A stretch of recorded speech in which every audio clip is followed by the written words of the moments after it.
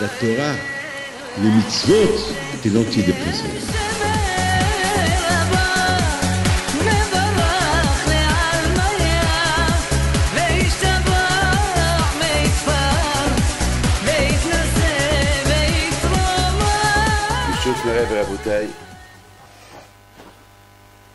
Ce cours de Torah, le Nishmat Abraham ben Yitzhak ben Soussan, le Nishmato. Dans la paracha de Azinu, c'est une paracha qui est tout de suite après la fête de Kippour et avant Sukkot. C'est une paracha qui est gaie et qui est triste en même temps. Elle est triste parce que c'est un investissement que Moshe Rabbeinu nous avertit que si on ne suit pas les mitzvot et si on ne suit pas la voie d'Hachem, ça peut être pas bien pour nous. Et de l'autre côté, il y a aussi beaucoup de promesses dans la Torah. Par exemple, Kehelek Hashem Amo, que Am Israël, le peuple juif, ils font partie d'Hachem. Bon, c'est une bonne nouvelle que au moins Hachem ne nous oublie pas, qu'on est là à côté. Mais de l'autre côté, Hachem, Moshe Rabbeinu, il met des avertissements très clairs au Béné Israël. Et leur dit, voilà, je prends comme témoin le ciel et la terre, qu'ils existent, qui sont là depuis avant la création de l'être humain, qui sont là et qui ne bougent pas. Le soleil, il est à sa place, il se lève d'un endroit, il se couche d'un autre endroit, il connaît son rythme, il connaît son trajectoire. On ne va pas voir un jour que le soleil se lève de n'importe quel côté. On voit la terre, elle est là, le matin tu te réveilles, tu vois la France, elle est en France, l'Amérique, elle est en Amérique, l'Algérie, elle est en Algérie, le Maroc, il est au Maroc, la Tunisie, elle est en Tunisie, l'Afrique du Sud, elle est en Afrique du Sud, rien ne change. On va pas trouver un matin l'Égypte en Australie, ou l'Australie en Égypte, non. Donc la terre, elle est à sa place. Même que la terre elle tourne autour du soleil, je ne sais pas combien de fois par jour, mais la terre, tu te réveilles le matin, elle est là. Donc, Moshe Rabbeinu, il met en garde les Israël. Voilà, je mets le ciel et la terre comme témoins contre vous. Si vous n'êtes pas bien et vous arrive des malheurs, ne dites pas pourquoi. Voilà, eux ils sont là. Puisqu'eux ils sont éternels, les voilà. Nous, on n'est pas éternels. Eux, ils sont éternels. Donc, eux, c'est des témoins. Que, voilà, je vous ai averti que si vous ne respectez pas la Torah, voilà, et vous arrivez plein de mauvaises choses. Sinon, vous n'avez rien à craindre. Et cette paracha, elle tombe après Kippour. Et d'un côté, après Kippour, ça nous met un peu en question. Parce qu'après qu'on a passé une belle fête de Kippour, on était devant Hachem un bon laps de temps, devant Hachem. Alors, c'est automatiquement, c'est après Kippour, on dit, ouais, maintenant après qu'on a fait bon Teshuvah, que nous avons reçu le pardon d'Hachem, alors là, c'est très beau, hein. C'est beau bien sûr qu'on va bien se préserver, on va suivre le chemin d'Hachem, bien sûr, c'est pas. Vous savez, Kippour, c'est une remise en page. Hein, même Kippour, c'est comme une page qui tourne. D'ailleurs, la fin de la prière, la dernière prière de Kippour, c'est la Neila. La Neila, c'est la fermeture. Ça veut dire que, ça y est, maintenant, ma vie de l'année précédente est fermée, de l'année précédente, elle est fermée. Maintenant, je rouvre un autre livre, une autre vie pour moi. C'est vrai, on se sent léger. Après Kippour, on se sent un peu léger. Pourquoi? Parce qu'on était devant Hachem tout à fait de Kippour, on a fait une bonne Teshuvah, on est super bien, on est clean, on est bien, voilà.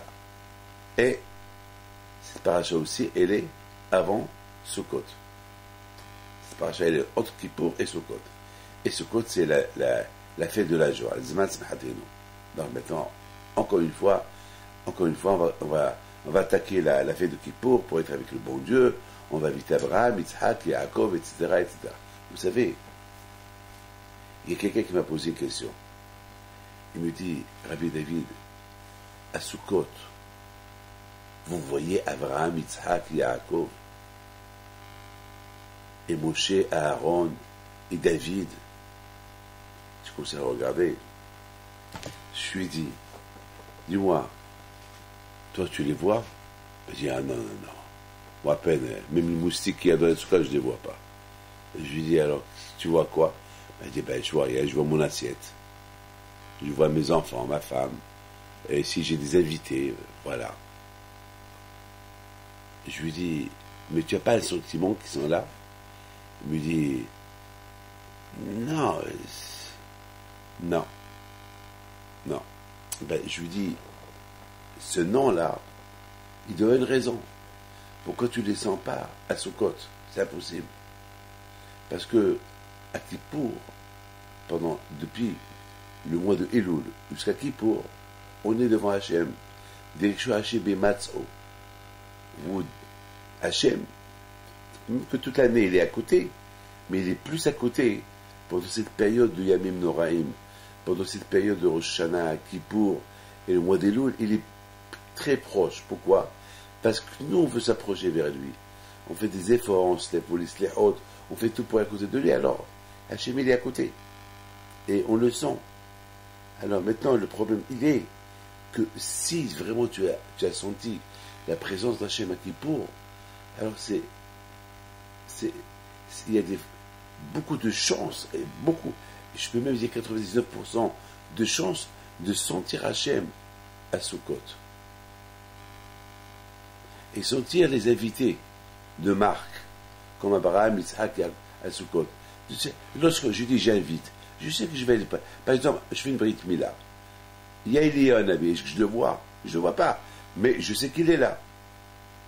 On disait qu'il c'est Eliyahu Nabi, Zachol et Tov, on sait qu'il est là.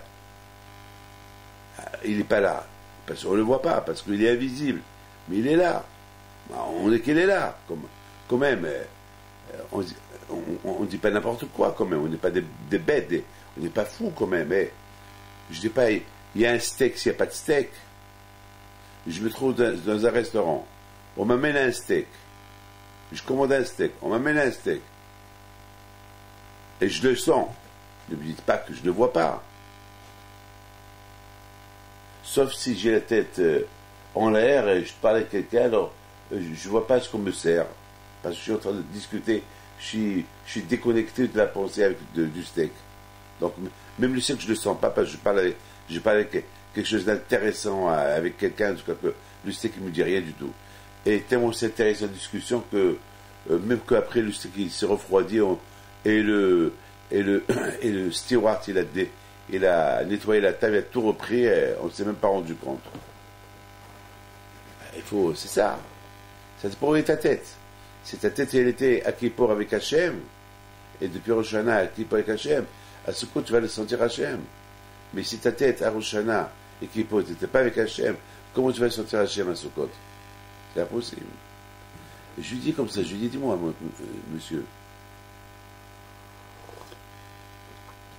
t'as fait un mariage à ta fille, Martine, elle s'est mariée, t'avais 1 millier d'invités, tu as fait le plus grand mariage de Paris. Ou pas? Il dit, oui, exact. Je lui dis, dis-moi, t'as vu les 1000 invités? Tu savais qui était là-bas ou pas? Tu ne savais pas qu'il y avait là-bas ceux qui n'étaient même pas invités qui sont rentrés? Est-ce que tu t'es rendu compte? Est-ce que tu connais toutes les têtes que tu as vues? À part ceux que vraiment, qui sont proches de toi que tu as vus, j'écoute moi-même. J'ai fait des mariages à mes enfants, j'ai pas tout vu. J'ai vu ceux qui étaient autour, mais ceux qui étaient assis loin, je ne savais même pas qui était là, qui n'était pas là. Je sais qu'il y avait du monde. Alors, tout dépend si je les cherche, ou je prends des photos avec eux, et je vais de table en table pour voir qui est là. Alors là, je sais que tous mes invités sont là. De fait, le même avec Hachem. Si Hachem on l'invite, il est là. Mais tout dépend où est ta tête. Si ta tête, elle est en lui, alors tu le cherches et tu le trouves. Parce que Abraham, c'est des invités. Bien sûr, tu ne veux pas les voir, mais au moins tu vas les sentir. Si tu cherches à les voir, tu vas les sentir. Mais si tu ne cherches pas à les voir, ben, tu ne vas pas les sentir. Donc on voit cette paracha de Ha'azinu. Ha'azinu, le mot Ha'azinu, c'est écoute. Hachem, il met le ciel et la terre comme témoins. Est-ce qu'on le sent? Parce que lui, il fait tout pour le sentir. Il fait tout. C'est même pas la peine que lorsque quelqu'un te réveille, tu sens, maman, elle te réveille. David, réveille-toi. Tu sens ta mère qui te réveille. Hachem, il te dit pas David, il t'envoie la neshama. Voilà, il te réveille avec la neshama. Plus que ça. Parce que ta mère peut te réveiller 1000 fois, et si c'est Hachem, il n'envoie pas la neshama, elle ne va pas arriver à te réveiller. C'est Hachem. Donc il y a un problème là. Donc cette paracha de Ha'azinu, elle te met entre deux fêtes. La fête de Kippour et la fête de Sukkot. Ha'azinu, c'est écoute. Écoute. Le mot écoute, ça veut dire qui? Ça veut dire Hachem, il parle, Moshe Rabbeinu, il parle au Bélis. Écoute, je mets le ciel et la terre en témoignage contre vous. Vous suivez la Torah, et c'est bon. Sinon, malheureusement, ça veut dire que cet avertissement de Moshe, il peut servir uniquement si, par exemple, on prend la fête de Kippour, la fête du Sukkot, comme un des éléments pour être toujours proche d'Hachem. Et être toujours à l'écoute.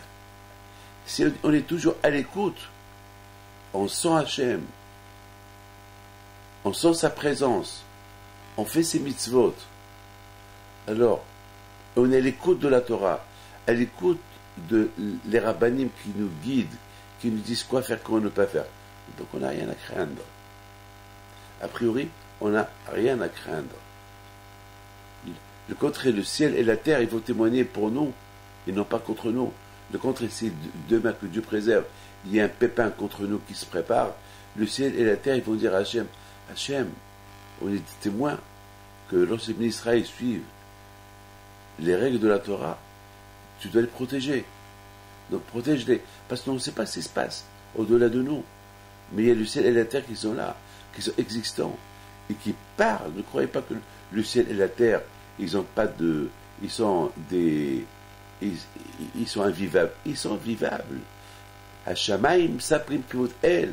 Il y a le David Améler qui dit que le ciel, il fait des prières.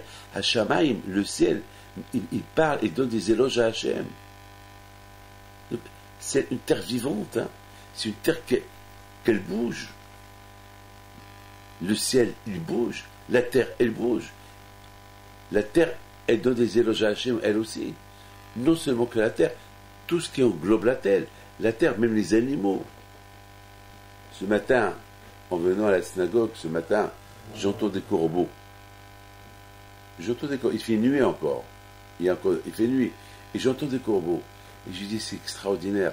Le corbeau qui sait que c'est déjà le jour. Il ne sait pas qu'au jour il fait. Il y a encore les étoiles. Mais ils savent que le jour, il approche. Ils savent. Les vnei orev ashikaou. La Gemara, elle dit que lorsque le corbeau, il y a une espèce de corbeau, que lorsqu'elle met des enfants au monde, ils sont blancs. Et le corbeau, il est noir. Il croit que ce n'est pas les siens. Il les abandonne. Il s'en va. Alors qu'est-ce qu'il fait Hachem? Alors ces corbeaux, les pauvres, ils crient. Ils ont faim. Ils ont faim. Alors qu'est-ce qu'il fait Hachem? Il fait que la coquille d'où ils sont sortis, ils vont pourrir. Il va y avoir là-bas des vers qui vont sortir de ces cookies. Et c'est ça qui va servir de nourriture à ces petits corbeaux-là. Jusqu'à que ils commencent à devenir, leurs poils, ils commencent à devenir noirs. Et c'est là que la mer, elle vient vers eux. Mais vous vous rendez compte comment quand je vais au prix, il fait les choses. Alors, ça veut dire que nous, ça veut dire qu'a priori, Hachem, il a fait que sentir sa présence. On sent sa présence pendant ces bons moments que nous, on cherche à être prêt à côté de lui, parce que lui, il est à côté de nous. Parce qu'Hachem, 40 jours dans l'année, il est à côté de nous. C'est de Elul jusqu'à Kippour. Lui, il descend, il est à côté de nous. Il se promène avec nous. C'est-à-dire, Hachem, sa place toujours, il est dans le ciel. Mais sa présence, elle est partout. Mais dans cette période-là, sa présence, elle est encore plus dans le monde. Être proche du monde pour qu'on puisse faire Teshuvah, pour qu'on puisse le sentir. Alors Hachem, quelque part, il voit dans quel état on est à Kippour. On est dans un état élevé, un état très élevé. Alors quand je vois ce qu'il a fait à Kadosh Baruch Hu, c'est là que Moshe Rabbeinu, il en profite de l'occasion. Il leur dit, Azino, écoutez juifs, mais tant que vous êtes dans ce niveau élevé, tellement élevé, alors prophétisons, faites attention, continuez, restez comme ça. Voilà, je mets du ciel et la terre comme témoin contre vous. En plus, il nous dit, et après cette fête-là, il y a Sukkot. Sukkot, encore, vous allez être présent devant Hachem. Vous allez sentir encore Hachem avec vous. Alors, et en plus, il y a Simchat Torah. Vous allez encore avec Hachem, vous allez danser avec la Torah d'Hachem. Alors, encore. Alors, donc, ne faites pas de gaffe. Faites attention plus tard. Ne pas tout jeter en l'air et marcher dans l'année et oublier tous ces bons moments de présence avec le bon Dieu. Faites attention, je vous mets en garde. Donc vous voyez mes amis, que ce Shabbat-là, c'est comme ce Shabbat qui nous tire des deux côtés. Il nous tire vers le passé, et nous tire vers l'avenir. Le passé c'est Kippour, l'avenir c'est Sukkot. Donc ça veut dire après après nous sommes entourés et du passé et du présent, et de l'avenir. Alors, à nous de continuer à être bons. Mes amis, cette paracha,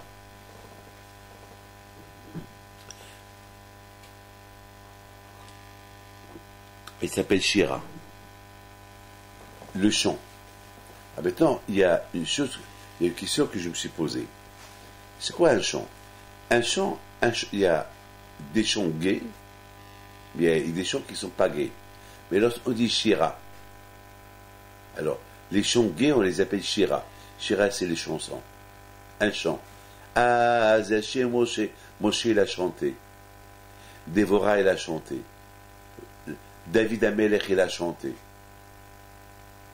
Mais lorsqu'on dit Kina, c'est les chants tristes. On les lit à Tisha B'Av. Kina.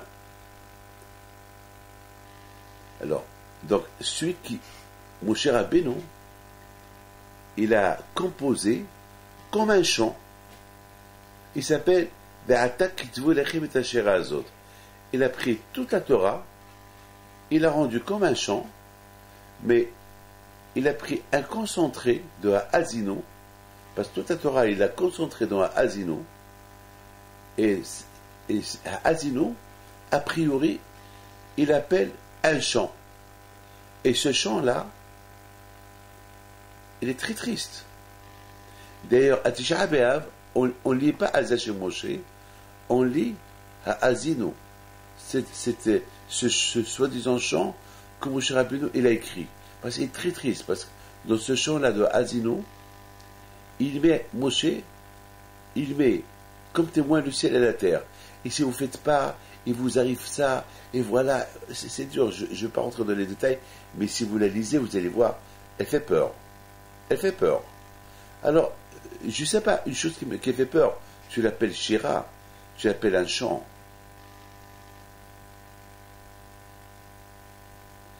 C'est un peu bizarre, hein. En plus, cette paracha de Azino, on l'a lu après Kippour. Et or, après Kippour, on est content. Après Kippour, a priori, on est content que le bon Dieu nous a pardonné. Ah, pourquoi nous rappeler des choses et si on ne fait pas ça, il va nous arriver ça. Donc c'est quelque chose qui fait un peu peur. Donc, a priori, à Azino, on ne devait pas l'appeler Shira, un chant, on devait l'appeler Kina, un chant triste. qu'au moment qu'on ne suit pas le chemin de Hachem, il y aura Hastarat Panim. Hachem il va se cacher, Hachem il va pas se dévoiler et puis on va souffrir.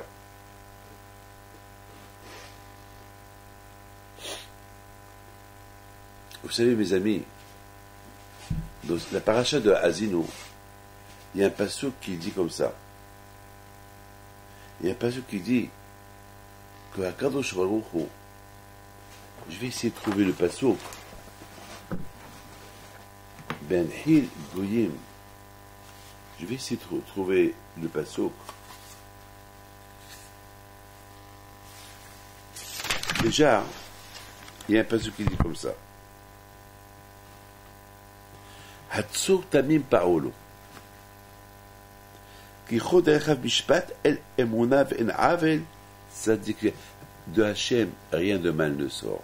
C'est un bon juge. S'il nous arrive des pépins, c'est à nous de faire un bilan. Hachem, c'est un bon juge, il sait ce qu'il fait.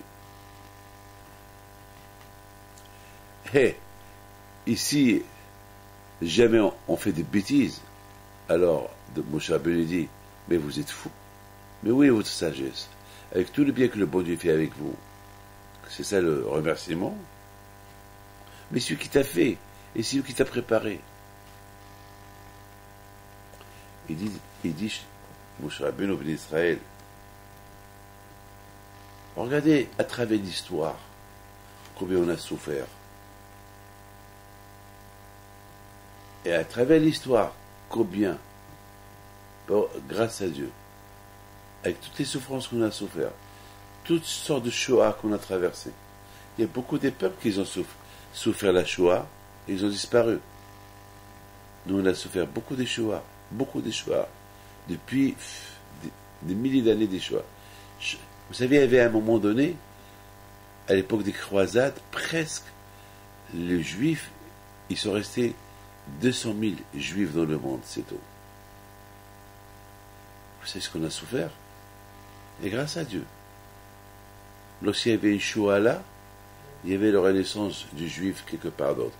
Une fois c'était l'Égypte, une fois c'était le Maroc, où il y avait la concentration, où les Juifs étaient bien placés dans la Torah. Une fois c'était la Russie, où il y avait, une fois c'était là. Il n'y avait pas d'endroit, il n'y avait pas la Shoah, mais avant qu'il y avait la Shoah là, déjà le peuple juif, il a commencé à fleurir quelque part d'autre. Mais jamais Hachem il a fait que la Shoah, elle soit collective. Hitler, il a voulu. Ça, c'est ce que Hitler, il a voulu. Mais Hachem déjà l'a prévu que les Anglais, ils ont ouvert les portes aux Juifs avant que Hitler ait arrêté l'immigration des Juifs vers l'Amérique et l'Europe. Hachem il a prévu. Hachem il a prévu déjà que les Juifs ils partent en Amérique avant que Hitler il a commencé à exterminer sur des 6 millions de Juifs. Vous imaginez s'il n'y avait pas l'Amérique, il n'y avait pas l'Angleterre, ben ça aurait été fatal pour les Juifs. Mais peut-être les Juifs ils auraient fleuri quelque part d'autre. N'oubliez pas que les Allemands ils sont rentrés même en Libye, même en Tunisie. Il y a des livres, il y a de l'histoire. Même en Algérie, même au Maroc. Bon, grâce à Dieu au Maroc, au Hachem, ils ont uniquement pris des contacts avec le gouvernement marocain de l'époque et le roi, et Sa Majesté le roi Mohamed V de l'époque. Il avait beaucoup plaidé la cause juive. Il avait dit que aux Allemands de l'époque, si vous voulez prendre les Juifs, alors moi aussi je suis avec eux. Le Juif est parti des Marocains. Comme en Hollande, à l'époque le roi de la Hollande. Il y a beaucoup des chefs d'État qui ont tout fait pour sauver les Juifs. Il y a beaucoup de non-Juifs en Allemagne, en Russie, dans l'Europe, qui ont risqué leur vie pour sauver des Juifs. On les appelait des Hassidés au Motaolam.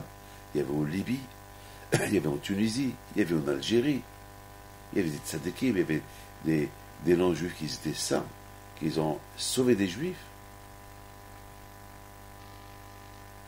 il faut être réaliste.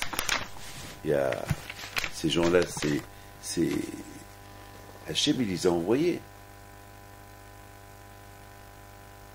Mais Hachem, si on pouvait imaginer le bien que Hachem nous a fait, il dit Moshe Rabbeinu, du matin au soir, on dira Hachem merci. Le Zohar Kadosh, il dit, si le juif il pouvait imaginer combien le bon Dieu l'aime, lorsqu'il respecte la Torah, eh bien il sautera de joie. Mais on ne sait pas. Je sais combien mon père il m'aime, je sais combien ma mère elle m'aimait, elle-même, mais je ne sais pas combien Hachem il m'aime.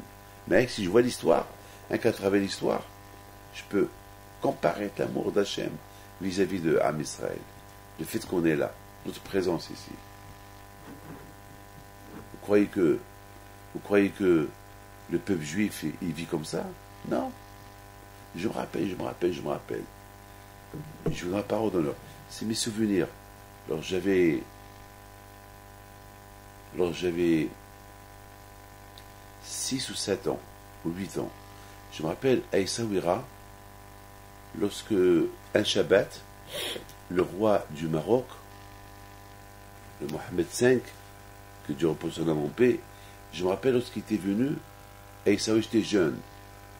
Et nous tous, on s'est réunis pour l'accueillir à Essaouira. Il devait venir à l'hôtel des îles. Et je me rappelle qu'il y avait un monde fou.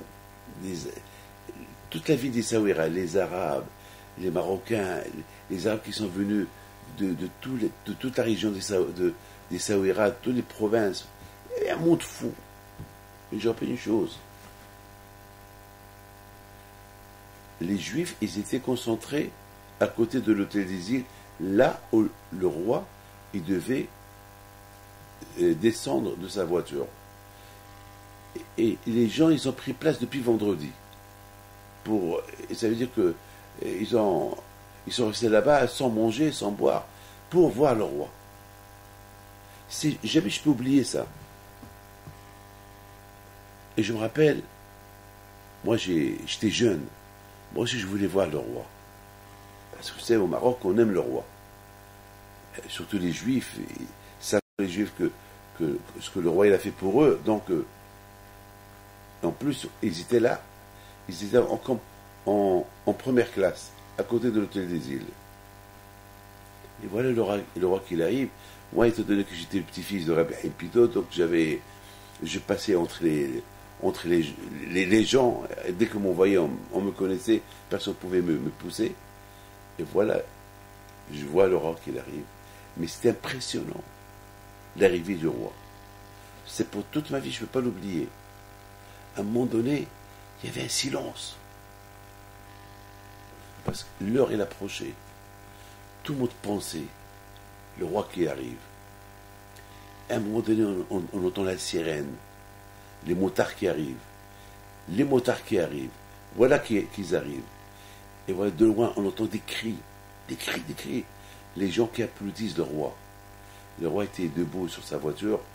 Il salue son peuple. Et voilà, il arrive. Et de plus qu'il approche, on entend des cris, les applaudissements, et des cris, des youyou des femmes. Le roi, il arrive, il sort, et je vois qu'il est sorti avec, si je ne me trompe pas, avec sa fille, la princesse Lala Amina, que je connais bien. C'était la petite. Je pense qu'elle était née à Madagascar, pendant l'exil du roi. Et voilà, ma première réaction, c'était, voilà le roi. Jamais j'oublierai ça. C'est quelque chose dans ma tête que je ne peux pas oublier. Et au fur et à mesure que je grandis, j'ai appris que le respect de Hakadosh Baruch Hu, qui est le roi des rois, le respect du bon Dieu, qui est le roi des rois. Regarde comment un roi il est applaudi. Le kavod d'un roi, l'honneur d'un roi, qu'aujourd'hui il est là, demain il peut ne pas être là, comme ce fut le cas.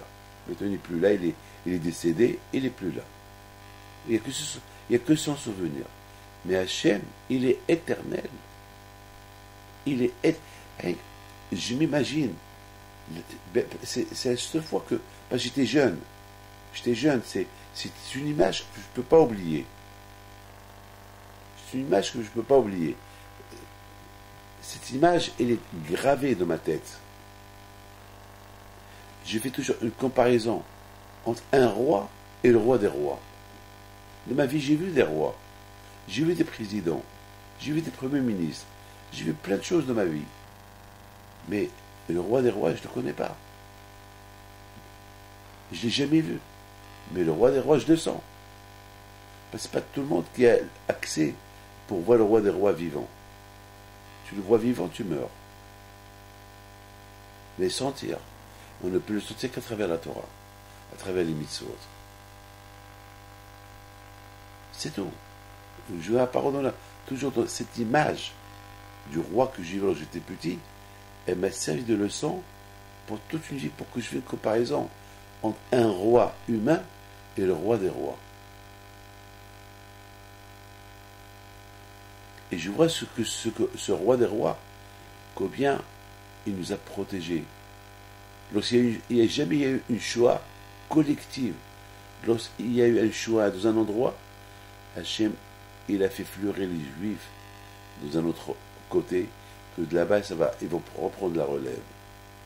Mais malheureusement, tous les Shoah qu'il y a eu, je n'ai pas de réponse à vous donner. Je sais que vous allez me dire pourquoi il y a tout ça. Je ne peux pas vous donner. Une seule chose que je peux vous dire. Beaucoup de fois, nous-mêmes, on provoque des Shoah. Lorsque nous-mêmes, on délaisse la Torah, c'est une Shoah. Ça veut dire, c'est une Shoah qui est spirituelle. Lorsque quelqu'un s'élimine de sa religion, il est vivant physiquement, mais il est éliminé spirituellement.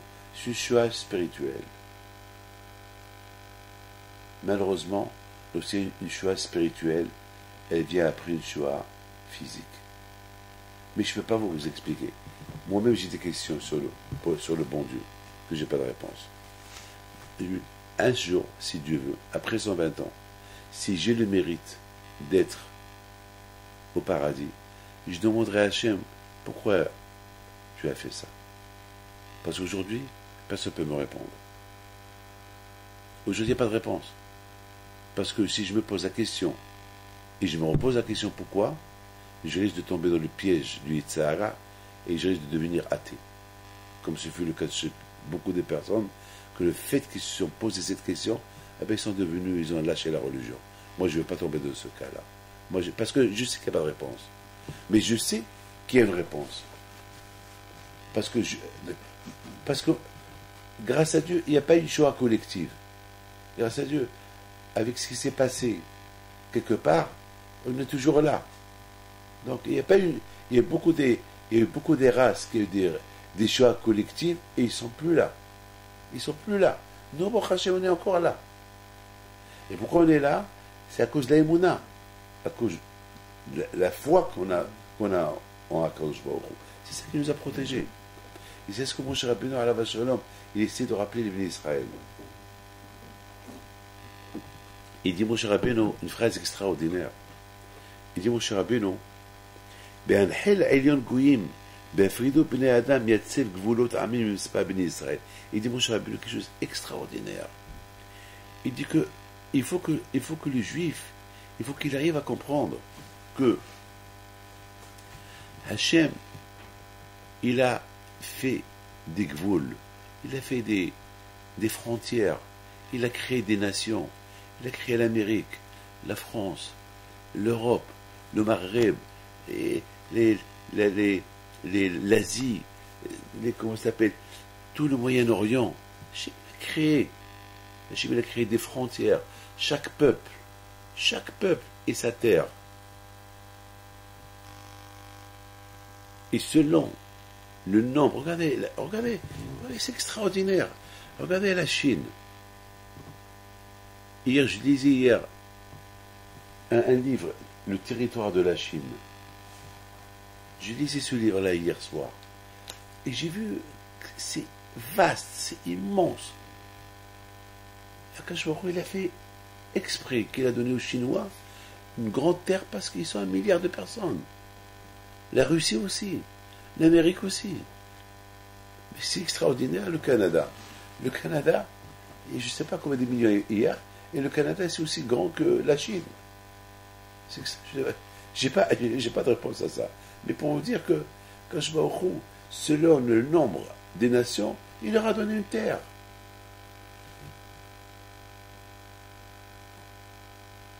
Et Hachem, il a donné aussi au Béni Israël une terre. Comme que les nations ont le droit de vivre, Israël aussi il a le droit de vivre. Bon, si Dieu veut, avec l'aide de Dieu, prions Hachem qu'il y aura la paix. Et si Dieu veut, avec l'aide de Hachem, qu'il y aura une paix au Moyen-Orient. D'ailleurs, c'est ça le but. C'est notre prière à Kadosh Baruch Hu, que les nations s'arrangent. Vous croyez que ça nous arrange qu'il y ait des guerres? Non. Vous savez, quand j'ai pleuré lorsqu'il y avait la guerre en Libye ou en Syrie, tout ce qui se passe, ça fait de la peine. Vous croyez que on est content de voir du sang qui coule? On veut la paix. Ça fait de la peine de voir tous ces enfants qui meurent. Vous croyez que lorsque je vois que Dieu préserve quelqu'un qui est blessé, je ne veux pas. On prie à Kadosh Baruch Hu aussi, Dieu veut qu'il y aura la paix dans le monde entier. Et qu'on soit tous réunis, Be'ezrat Hashem. Que chacun il suit son chemin dans la paix. On prie à Kadosh Baruch Hu. C'est sa prière qu'on fait pour Ten Shalom Ba'olam. Hashem, donne la paix dans le monde. Et malheureusement, aujourd'hui, on ne voit pas ça. Mais il faut prier. Il y a la prière. כי חילק השם עמו, יעקב חבל נחלתו. Hachem, il fait partie du peuple juif. Et le peuple juif fait partie de lui. Il nous a donné la Torah à travers la Torah. Le seul moyen pour être Hevel, c'est le chiffre 40. C'est la Gematria de 40. 40, c'est la Torah. La Torah a été donnée après 40 jours. C'est-à-dire que la Torah, c'est le fil. Hevel, c'est la ficelle. C'est-à-dire ce qui fait. C'est comme par exemple, Hachem, il tient une ficelle. La ficelle, c'est la Torah. Et ces juifs, ils s'accrochent à la Torah. Hachem, il les tient. Et il les tient par cette ficelle. Mais lorsque les juifs, ils lâchent la ficelle qui s'appelle Torah, alors ils vont dans un monde qui n'est pas le leur. S'il veut être Helek Hashem, partie d'Hachem, Hachem il tient cette Torah. La Torah elle fait partie de lui. La Torah c'est les noms d'Hachem. Lorsque nous on s'accroche à la Torah, c'est super. Sinon c'est un problème. Maintenant mes amis, vous avez bien compris maintenant cette paracha qui s'appelle Shira. Cette paracha qui s'appelle un chant. Mais cette paracha qui n'est pas, si on la lit bien, on ne voit pas de chant dans cette paracha. Dans cette paracha, plutôt on voit des choses qui font peur. On voit des choses qui font peur. Parce que ça parle de l'avenir. Que si on ne fait pas, il nous arrive. Elle parle de la Shoah, elle parle de beaucoup de choses, cette paracha-là. Mais au fait,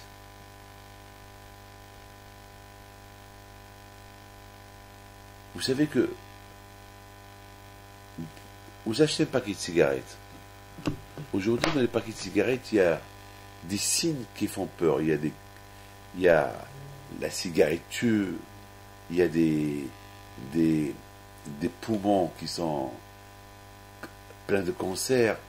Vraiment, beaucoup de fois, je me pose la question, comment ces gens-là qui achètent ces paquets de cigarettes, ils n'ont pas peur de ce qu'ils ont dans la poche? Ils fument encore.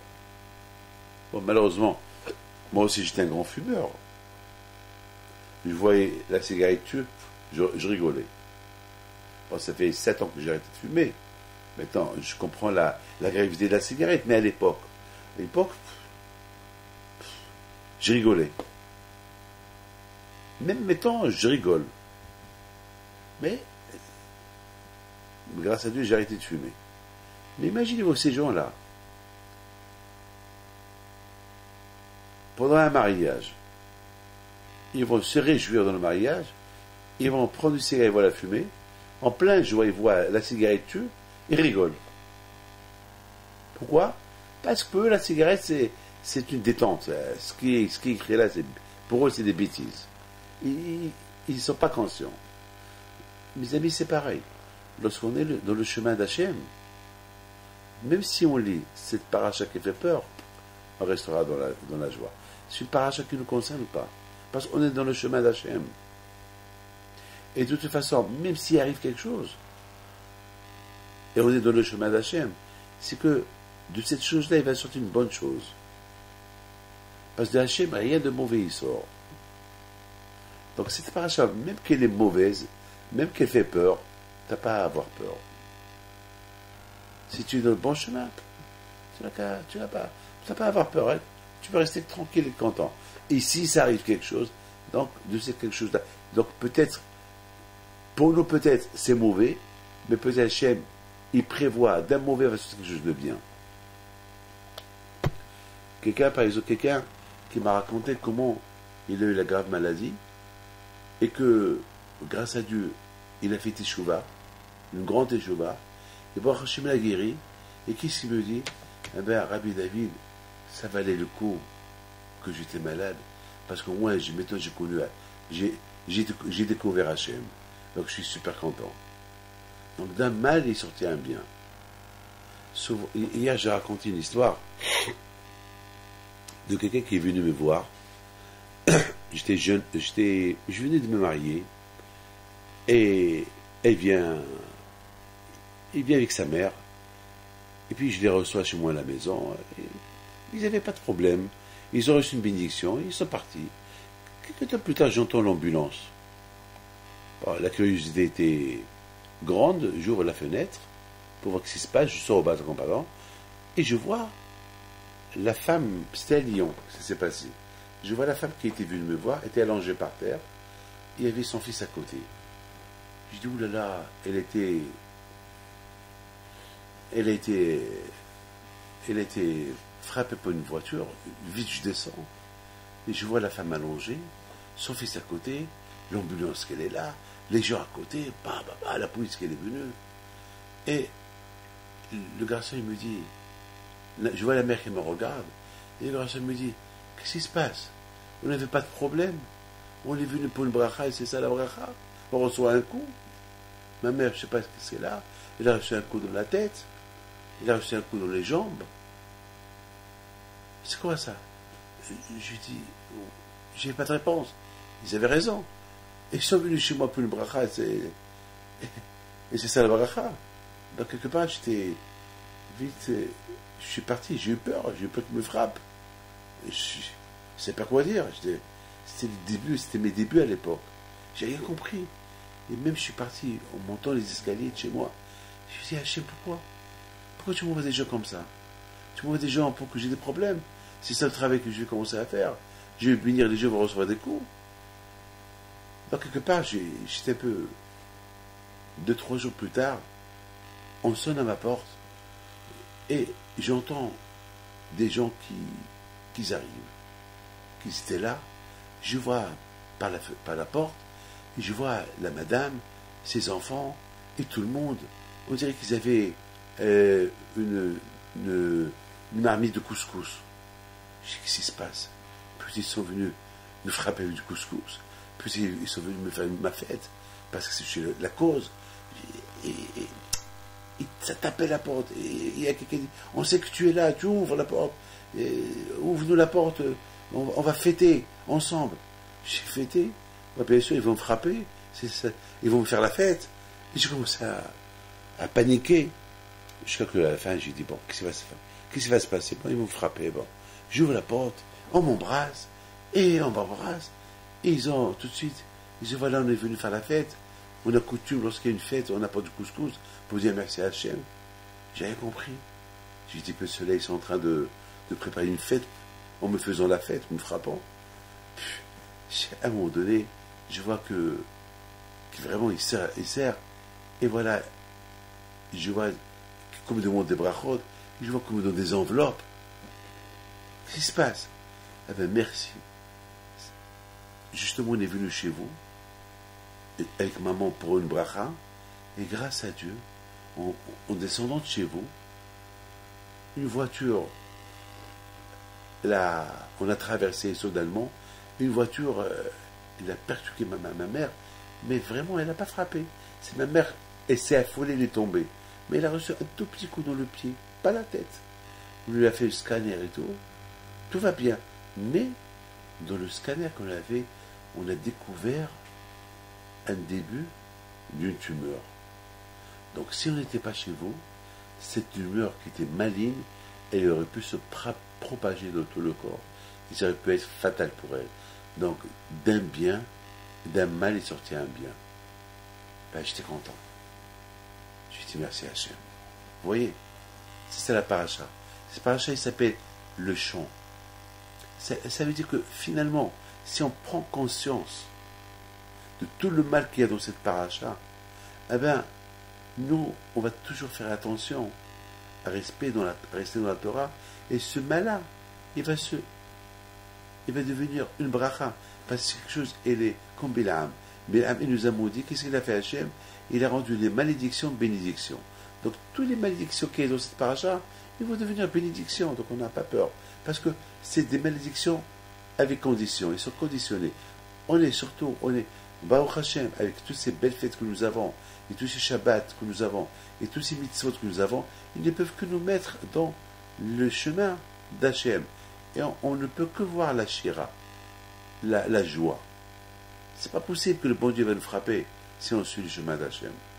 Et si on suit le chemin d'Hachem, et malgré tout, il y a un coup qui arrive, eh bien, de ce coup, il va sortir un bien. Ou bien parfois, Hachem il a peur pour nous, lorsqu'il y a trop de bien, lorsqu'on est trop bien, alors on risque de s'habituer au bien et on va devenir mauvais avec lui. Alors Hachem, de temps en temps, il nous rappelle et il fait quelque chose de mal qui nous réunit pour être encore bien. Parce que des fois, l'habitude du bien, comme par exemple, si je donne à quelqu'un tout le temps, un jour, il va s'habituer. Après, il va devenir méchant avec moi. Hachem, ici, ce qu'il fait. Mes amis, je vous souhaite à vous tous une bonne fête de Sukkot et que le bon Dieu vous protège et vous donne la santé à Amen. Bonne semaine. Sukkot va faire. Plutôt, soit avec vous. Amen. Amen.